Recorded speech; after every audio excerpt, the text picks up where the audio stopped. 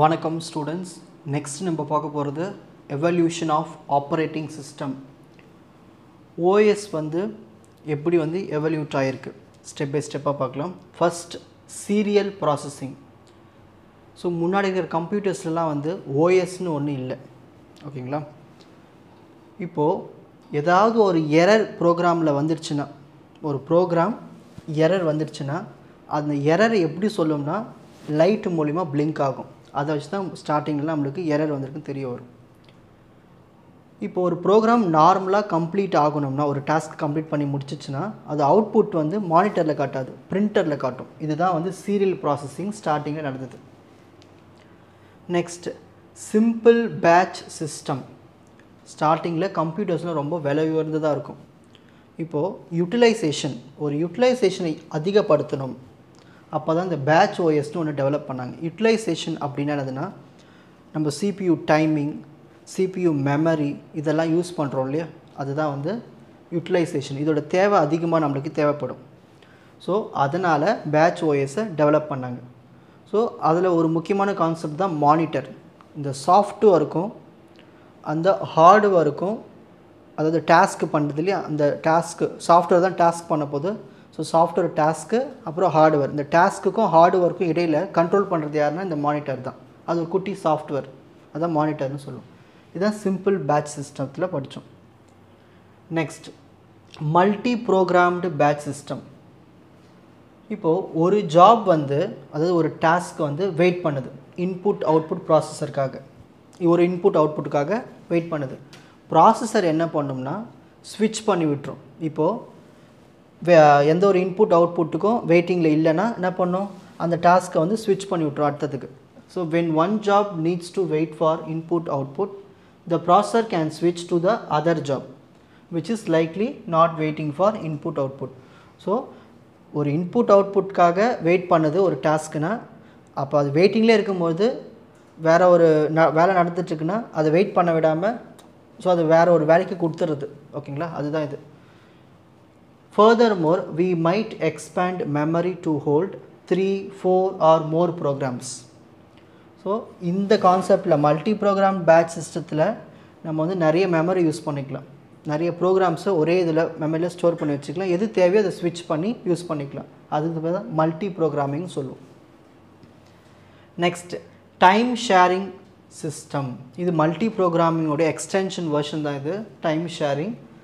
இப்போது சிபியூ என்ன பண்ணுதுன்னா மல்டிபிள் ஜாப்ஸை எக்ஸிக்யூட் பண்ண போகுது. அப்போது அதுக்கு ஒரு ஸ்விட்ச் இருக்கும். ஸோ எந்த டாஸ்க் வேணுமோ அதுக்கு ஈஸியாக ஸ்விட்ச் பண்ணிக்கலாம். ஸோ இது என்ன பண்ணால் ஈஸியாக ப்ரோக்ராம் இன்ட்ராக்ஷன் ஏற்படுத்திக்கும் யூசர் கூட, யூசர் இன்டர்ஃபேஸு கூட இன்ட்ராக்ஷன் ஏற்படுத்திட்டு கொஞ்சம் ஸ்பீடாக ரன் ஆகும். அதுதான் இந்த டைம் ஷேரிங் சிஸ்டத்தில். So a time shared OS allows many user to share computer சைமுல்டேனியஸ்லி. நிறைய யூசர்ஸ் என்ன பண்ணலான்னா இந்த கம்ப்யூட்டரை ஷேர் பண்ணிக்க முடியும் யூஸிங் டைம் ஷேர்டு ஓஎஸ் மூலிமா. Next multi processor system. அதாவது ஒரு ப்ராசஸருக்கு மேலே இன்னொரு ப்ராசஸ் கூட கம்யூனிகேஷன் வச்சுக்கிறது தான் கம்ப்யூட்டர். அதான் மல்டி ப்ராசஸர் சிஸ்டம்னு சொல்லுவோம். இது எப்படி கம்யூனிகேஷன் வச்சுக்கணும், பஸ் மூலிமா, ஓகேங்களா. So the clock, sometimes memory and peripheral devices மூலமாக கம்யூனிகேஷன் ஏற்படுத்திக்கும். இப்போது ஒரு ப்ராசஸருக்கு அது யூனி ப்ராசஸர் சிஸ்டம்னு சொல்லலாம். மல்டி ப்ராசஸர்னு இருக்கும்பொழுது அது என்ன பண்ணோம், ஈஸியாக கம்ப்யூட்டர் கூட ஷேர் பண்ணிக்கும். பஸ் மூலியமாவோ இல்லை கிளாக் மூலியமாவோ, அப்படி இல்லைன்னா மெமரி மேனேஜ்மெண்ட் மூலியமாவோ, இல்லைனா peripheral devices keyboard, scanner, mouse இது மூலிமா கம்யூனிகேஷன் ஏற்படுத்திக்கிறது. Next distributed system. ஒவ்வொரு ப்ராசஸர்கிட்டையும் ஒரு லோக்கலாக ஒரு மெமரி இருக்கும், அப்புறம் கிளாக் டைம் இருக்கும். The processor communicate with one another through various communication. இப்போது ஒரு ப்ராசஸர் மற்ற காம்போனன்ட்ஸ் கூட கம்யூனிகேஷன் ஏற்படுத்திக்கணும்னா அதுக்கு தேவை ஹை ஸ்பீட் பஸ் இல்லை டெலிஃபோன் லைன்ஸ். இது இருந்துச்சுன்னா ஈஸியாக டேட்டா ட்ரான்ஸ்ஃபர் ஆகும் கம்யூனிகேஷனில். Next client server system. ஒரு கம்ப்யூட்டிங் ப்ராசஸில் ரெண்டு விஷயங்கள் இருக்குது, ஒன்று சர்வர், ஒன்று கிளைண்ட்டு. கிளைண்ட் என்ன பண்ணுவார்னா இன்ஃபர்மேஷன் ரெக்வஸ்ட் பண்ணும், அந்த இன்ஃபர்மேஷன் கொடுக்குறது யாருன்னா சர்வர். கிளஸ்டர்டு சிஸ்டம், அதாவது ஒரே ஒரு 3-4 ஹோஸ்ட் வச்சுப்போமே, 2 or more host running the same application. and they are monitoring each other. ஒரே அப்ளிகேஷனை 3-4 ஹோஸ்ட் ரன் பண்ணுதுன்னா அப்போ அதை மானிட்டர் பண்ணுறது இந்த கிளஸ்டர்டு சிஸ்டத்தில் தான். ஏன்னா this mode is more efficient as it uses all the available hardware.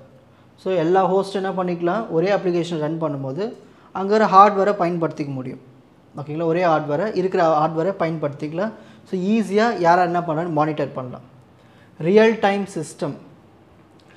Time சிஸ்டத்தில் ஒரு ஃபிக்ஸ்டு டைம் கன்ஸ்ட்ரெயின்ட் இருக்கும். இந்த டைம் கூட இந்த டாஸ்க் ஃபினிஷ் பண்ணுற மாதிரி. Processing must be done within the defined constraints or system will fail. So அந்த time கூட அந்த டாஸ்க்கு முடித்தா ஓகே, அப்படி முடிக்கலனா ஃபெயில் ஆகிடும். Next hand held system. It include personal digital assistance. அந்த டைம் 1996 வந்து அது பாம் பைலட் சொல்லுவாங்க, மொபைல் மாதிரியே இருக்கும்.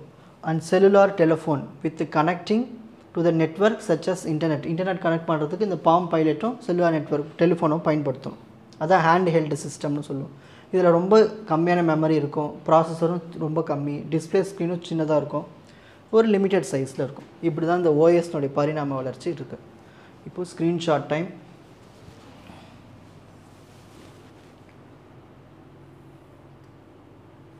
First serial processing, simple batch system, multi programmed batch system, time sharing system, multi-processor system, distributed system, client server system, clustered system, real time system. இதோட continuation இது. இங்கே ஒரு ஹேண்ட் ஹெல்டு சிஸ்டம், இங்கேருந்து எது வரைக்கும் எழுதணும், ஹேண்ட் ஹெல்டு சிஸ்டம்.